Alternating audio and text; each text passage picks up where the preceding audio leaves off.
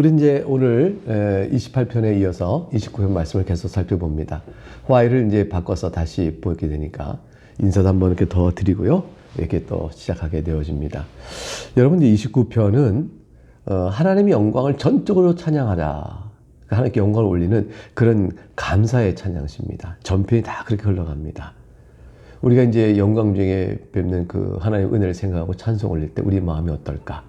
29편의 마음속에서 읽어보면서 그 영광스러운 찬양의 모습을 한번 마음에 그리고 생각해보는 큰 은혜가 오늘 29편을 통해서 나눔이 있으면 좋겠습니다.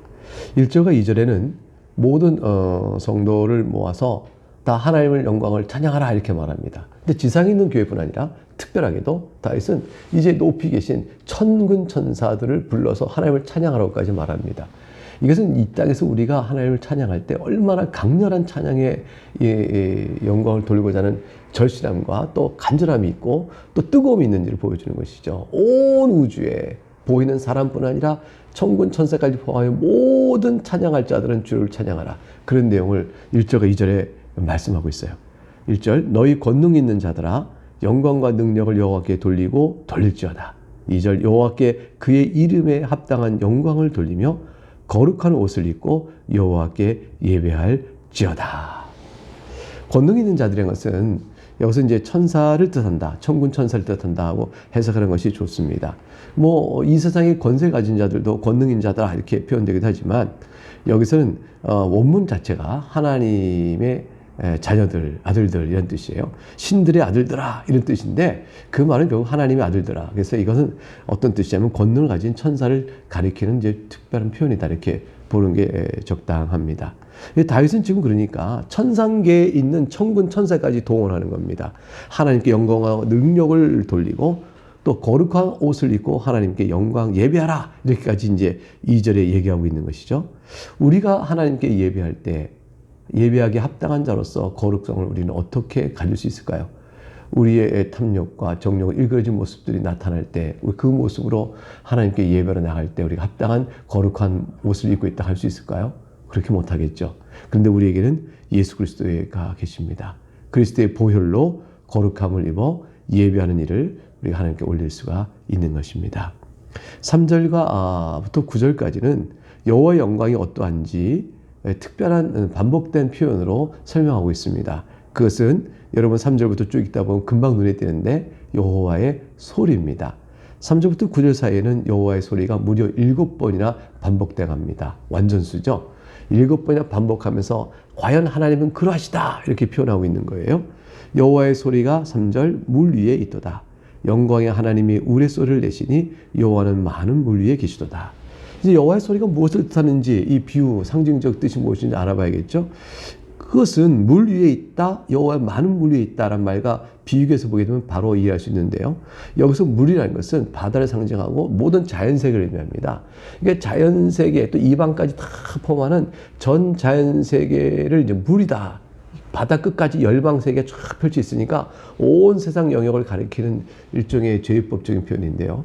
이 바다, 즉 물 위에 있는 여호와의 소리라는 것은 이 자연계 전체를 자신의 뜻대로 다스리시는 하나님의 권능과 위대하심을 표현하는 것입니다. 그러니까 여호와의 소리가 물이 있도다는 것, 하나님의 권능과 그의 위대하심이 온 물 위에, 온 만드신 자연계 전체 위에 있도다라는 것입니다. 그 여호와의 소리가 즉 하나님의 권능과 위대하심을 나타내는 이 표현이 7번이나 반복되는 것은 하나님만 같은 분은 이곳에 다른 어떤 신도 없다. 하나님 외만이 하나님이시다라는 사실을 드러내는 구조를 갖고 있다 볼 수가 있죠. 4절 여호와의 소리가 힘이 있으며 여호와의 소리가 위엄차도다. 묘사되고 있는 표현들 볼까요? 힘이 있습니다. 모든 그러니까 3절에 많은 물 위에 있고요. 또 힘이 있고요. 위엄차입니다. 하나님의 권능과 그의 위대하심이 당연히 그러겠죠. 5절에 여호와의 소리가 백항목을 꺾어버리십니다. 여호와께서 레바논의 백항목을 꺾어 부수십니다. 백항목은 강하고 아주 단단하고 또 아름다운 나무입니다. 높이가 25m, 40m까지 올라갑니다. 굉장히 큰 나무죠. 그리고 넓이는 가지가 쫙 번 가지 넓이는 10m까지 쫙 이르기도 되어집니다. 그러니까 가지가 쫙 퍼지고 키가 이렇게 25m, 40m까지 올라가는 큰 나무인데, 그러니까 이것은 레바논 지역의 번영을 상징하기도 하죠. 그러니까 팔레스타인 지역의 북부 지역에 있는 레바논 지역의 큰 번영을 백항목에 뚝 서서 나타내 보이기도 합니다. 근데 이것이 이제 하나님 앞에서 순하게 쓰일 때도 있지만 하나님을 대적하는 교만한 자들의 모습을 상징하기도 합니다. 여기서는 이제 백항목을 꺾고 레바논 백항목을 꺾었다는 것은 교만한 세상 세력을 의미하는 것이죠. 그래서 하나님께서 소리를 바라시니 그 권능과 위대하심으로 딱 나시니 세상의 어떤 세력도, 교만하고 자기를 자랑하는 어떤 세력도 한숨에 꺾여 버린다, 이런 걸 의미합니다. 6절에 그 나무를 송아지같이 뛰게 하시며 레바논과 시론의 들송같이 뛰게 하시도다. 막 정신없이 뛰는 겁니다. 두려워서 뛰는 것을 의미하는 것이죠. 7절에 여호와의 소리가 화염을 가르치도다. 여호와의 소리가 또 8절에 광야를 진동하시며 여호와께서 가데스 광야를 진동시키도다. 여기서 이제 광야를 진동하실 만고 하는 소리가 쫙 나니까 그 무서움이 이 지상의 어떤 것도 다 땅마저도 흔들려 버리는 것이죠. 근데 가데스 광야는 남쪽의 팔레스타인 지역의 남쪽이고요. 앞에 봤던 레바논과 시론은 북쪽 지역이에요. 그러니까 북쪽부터 남쪽까지 온 땅에 하나님이 소리를 내시니 진동을 하고 흔들려 송아지나 들송아지 같은 것들이 팔짝팔짝 뛰고 모든 것들이 두려워 떨게 되는 모습을 그려주고 있는 것이죠. 이것은 비단 이스라엘 지역 전체만을 다스리는 하나님의 위엄이 아니라 이걸 통해서 전 세계를 다스리기는 하나님의 능력과 주권을 이렇게 강력하게 표현하고 있는 것이죠. 그러니까 말하자면 아까 물 위에 있다 해서 점점점 좁혀서 이스라엘 통치까지 온 거예요. 거꾸로 가면 이스라엘 전역을 통치하는 데서부터 물 위로 나간까지 하나님의 전 자연계를 통치하신 하나님을 드러내고 있는 것이죠. 9절 전반절에 여호와의 소리가 암사슴을 낙태케 하시고 삼림을 맑게 벗기시니, 여기서 하나님의 크고 강하시고 두려우신 그 전능하심과 능력이, 그 권능과 위대하심이 암사슴을 낙태하게 한다. 이것은 뭐냐면 수태한 암사슴이 하나님의 소리에, 진동 소리에 광야가 흔들리고 그러니까 너무 놀래서 죽게 돼서 막 여기저기 뛰고 살길 찾아 막 뛰다가 결국은 수태한 아기를 이렇게 조상케 되거나 또는 낙태하게 된다, 그런 것을 의미합니다. 그러니까 무서워서 두려워 여기저기 뛰는 모습을 보여주고 있는 것이죠. 삼림을 맑게 벗기신다는 것은 이 삼림이 그 안에 있는 모든 동물들의 터전이잖아요. 근데 이것이 황폐화되어 버리면 모든 생물들이 살 길이 없게 되죠.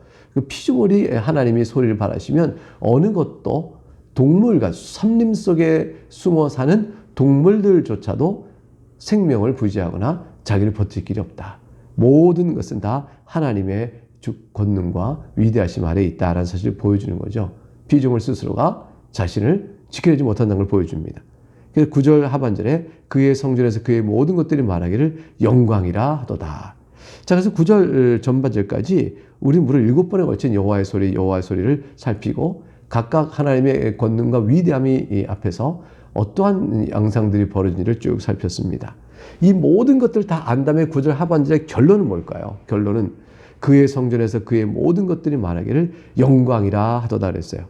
여러분, 아까 우리가 이 시편을 읽으면서 시편 1절과 2절에서 어떻게 우리가 이 시편 29편을 시작했습니까? 너희 권능 있는 자들아 영광과 능력을 여호와께 돌릴지어다. 여호와께 그의 이름에 합당한 영광을 돌리며 거룩한 옷을 입고 여호와께 예배할지어다. 우리 이렇게 살폈죠. 천군 천사가 다 동원하여 하나님께 영광과 능력을 돌리라 그랬습니다. 거룩한 옷을 입고 돌리라 그랬어요. 돌리라고 말하는 그 영광을 돌리는 모든 촉구, 이 촉구에 대해서 예배할지어다라는 말에 대해서 모든 것이 영광이라 라는 찬송으로 바로 9절 하반절에 화답이 이루어진 겁니다. 그러니까 말하자면 천군 천사들까지 다 동원하여 모든 살아 숨쉬는 것들아 하나님께 영광을 돌리라 그랬더니 9절 하반절에 답이 오는 거죠. 그의 성전에서 그 모든 것들이, 그에 속한 모든 것들이 다 하나님께 영광을 돌립니다 라고 이제 화답이 오는 구조처럼 되어 있다 볼 수 있습니다.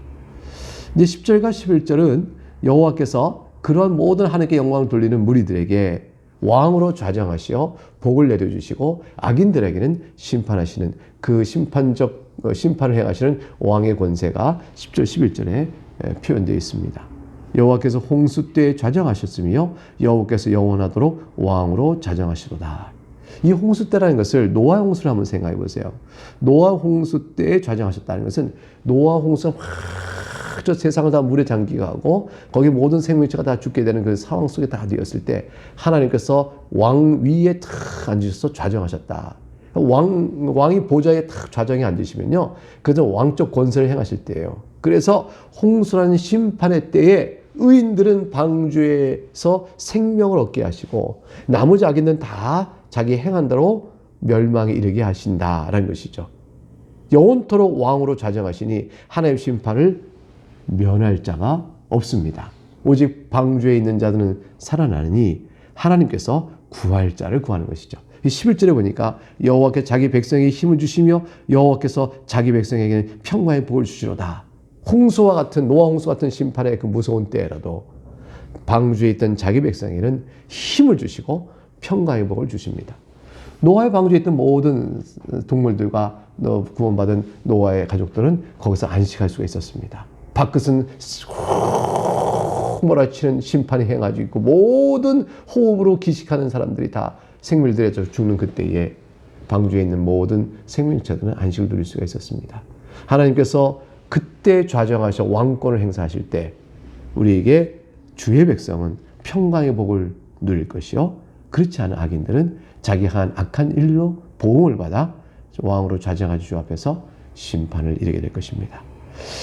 사랑하는 교우 여러분, 우리는 어떤 날이 우리 앞에 있을까요? 바로 노아의 방주 안에 있듯 교회 안에 있는 것이요, 교회는 곧 그리스도의 몸이요 그리스도 안에 있음으로 인해서 우리는 하나님과 화목된 자로 평강의 복을 누리는 자가 됩니다.